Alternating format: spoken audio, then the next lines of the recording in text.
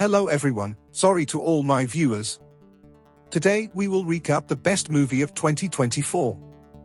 Let's start. We are introduced to Bimo and Shri at the start of the film. They are husband and wife, and Bimo is preparing to travel to an island called Borneo where he will be teaching children as a teacher. Shri will accompany him, and the management has arranged for a car and a tour guide to assist them in Borneo. The driver later tells Bimo that the population of that island is very low because last year there was a very bad flood there. I don't think there will be any school there. In response, Bimo says, "There is a school there, I searched, and according to the record, only 7 children study there." This driver tells him a little more about this island and explains that there are some principles of the people living on that island, some traditions that they follow. Bimo and his wife will also have to follow the same traditions, the same rituals. Cutting the driver's words, the tour guide says, "When I came here, I didn't even know about them. I didn't follow any traditions either, which made the villagers very angry, and I also faced a lot of trouble." He didn't tell what kind of trouble it was. They were moving towards their journey when suddenly Shri heard someone screaming. When she looked out the window, there was a female head flying over the fire, which scared her badly. She told all 3 of them about it, but no one believed her. She was so scared that all 3 of them relaxed her. She tries to explain to these 3 that the head was flying, it was on fire, it had no body, but they don't pay attention to what she says. Suddenly, Shri starts vomiting and they have to stop the car. Suddenly, they hear such a voice from the forest that someone is rushing towards them. When they saw it, they found out that a coffin was coming towards them. Seeing this, they became frightened and quickly got into the car. However, when they tried to start it, the car wouldn't start either. The driver tells Shri and Bimo that, "Do you have any lucky charm?" But when they don't have anything like that, he says, "If you have eggs or rice, give it to them." They had eggs, which they threw near this coffin, drove their car, and moved on, and behind this, we are shown a black scary hand coming out of the coffin. Soon it is morning and they reach a nearby village and eat food. Shri was still scared, Bimo relaxes and Siri asks what that coffin was, to which the tour guide tells that when the people here die, they are not buried, but they are put in a coffin and hung on trees. Among them, those who used to do black magic, their spirit remains restless. They hunt humans after death and eat them, and such coffins have often been seen here in Borneo. After that, they continue their journey from here. Bimo tells Shri that if you want, you can go to your mom, but Shri says no, I will stay with you. Later, a teacher named Tingen and the village secretary welcomed them to their village. The head of the village had sent a boat for Bimo and Shri, through which they had to sit and go to the village. Tingen tells them to go ahead, "I have to go to another school." They sit on the boat and leave for the village, when the teacher asks the tourist if anything had happened between them. Yes, first Kuyang had come in front of him, and then a flying coffin, which both of them were very scared of.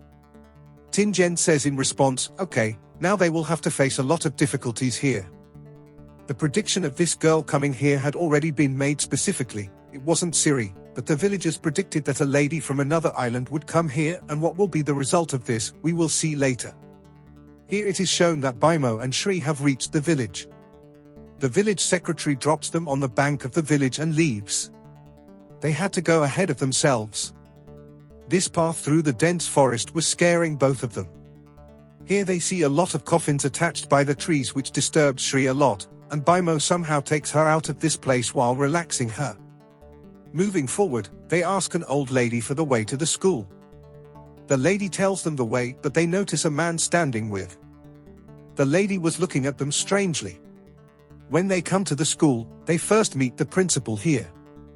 He gives them their cabin to stay and eats with them. While eating, the principal told them that last year there was a very bad flood in their village, due to which many children were killed. The young people here migrated, and now only 7 children study in their school. Although there are only 7 students, it is their responsibility to brighten their future. While eating, the principal suddenly gets up and says, "I forgot to tell you one thing.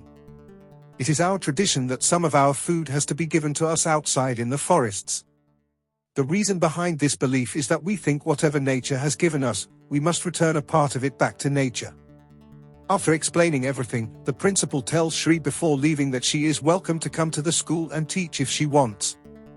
You will stay busy and won't have to sit at home all day. They both agree with the principal's words. After that, Bimo comes to drop the principal outside. As he leaves, Shri feels some movement and we see that a strange old lady was watching Shri. Here Bimo tells the principal about a strange couple whom they see in the forest. They were looking at them strangely. The principal laughs at him and says their names are Alang and Tambai. Their children were lost. After that, the villagers started neglecting them.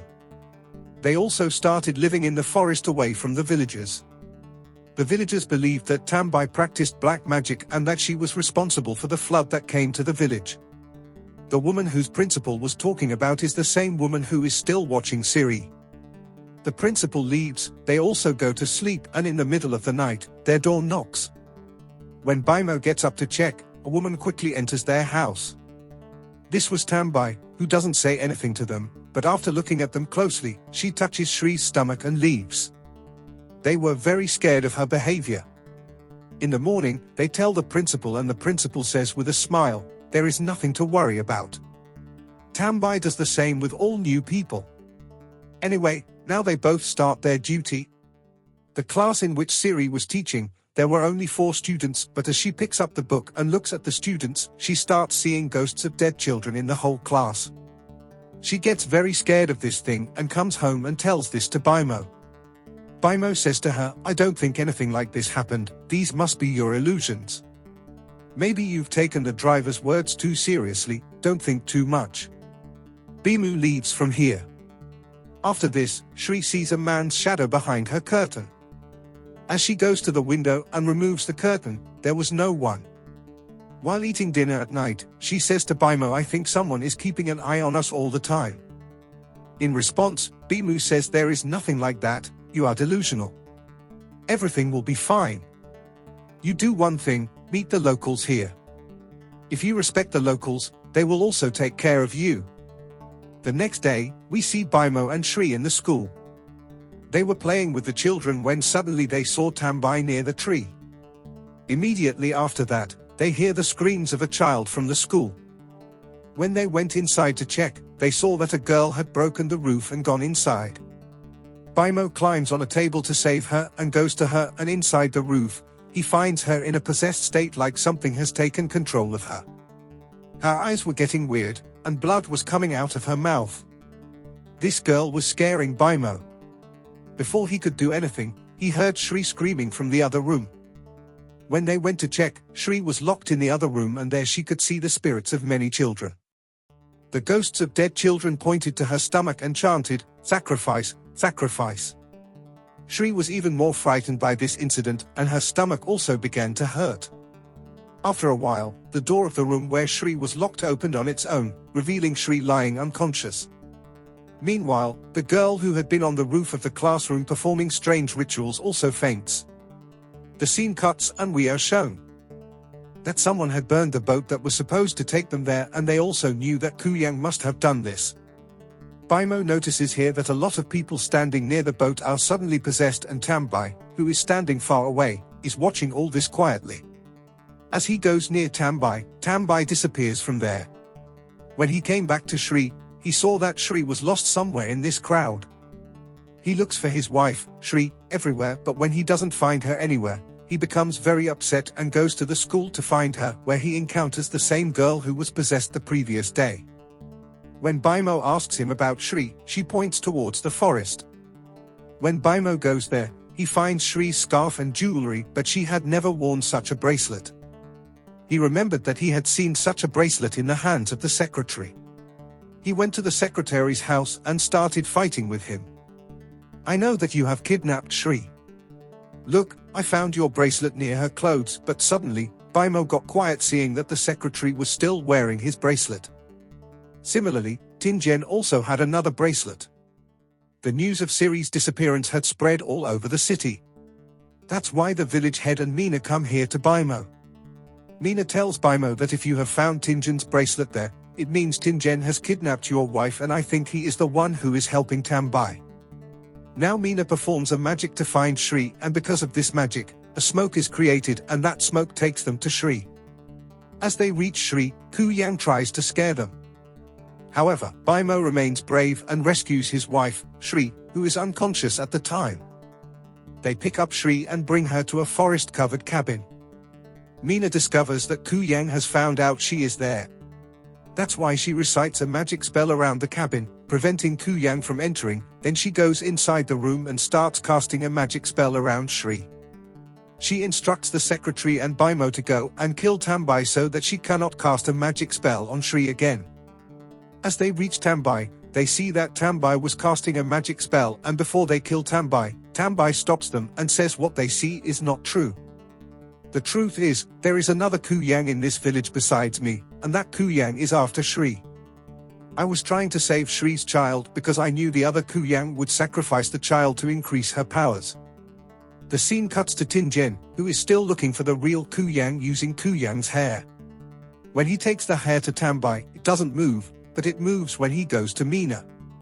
The biggest twist was that Meena, whom they thought was kind and from whom they were receiving treatment, was actually the Kuyang demon who needed Shri's child to increase her powers, and she began the sacrifice. At the beginning of the story, when we saw that Tambai came and touched Shri's stomach, at that time, Tambai had cast protection spells on her child, but Meena had broken them. Knowing the truth, Bimo goes to save his wife Shri along with Tambai in her Kuyang getup. Meena was about to sacrifice Shri's baby. That's when she hears someone outside the cabin. Tingen and the secretary were killed by Meena, who then resumes her mission. Before she succeeds in her mission, Tambai reaches there in time and starts fighting with her. Meena also takes her Kuyang getup to fight with Tambai. There was a worst fight between them during which their cabin catches fire. Shri, who was lying there, Bimo somehow takes her from there. Here we find out that Tingen was also alive. He says to Bimo while giving Kuyang's hair go and finds the real Kuyang and kills her. It was not easy to do all this because many dead guards of Kuyang's body were protecting her, but Bimo didn't give up. With the help of these hairs, he found the real body of Kuyang and threw it into the burning cabin. Kuyang weakens when her body burns. After this, he attacks Kuyang Meena's heart and kills her forever. As Meena dies, we are told in the next scene that everything was fine in this village. Everyone in the village now knew that the flood that came to this village was not because of Tambai but because of Meena. Here, Bimo and Shri also see Tambai and her husband, but when they go to the village, they find out that they were killed at night. Then Bimo realized that Tambai and her husband had actually come from the spiritual world to protect them. In the post-credit scene of the story, we see that the danger has not completely left their village because a girl with a hidden face is seen reviving Kuyang's head, indicating that the demon will attack their village again. Here this movie ends.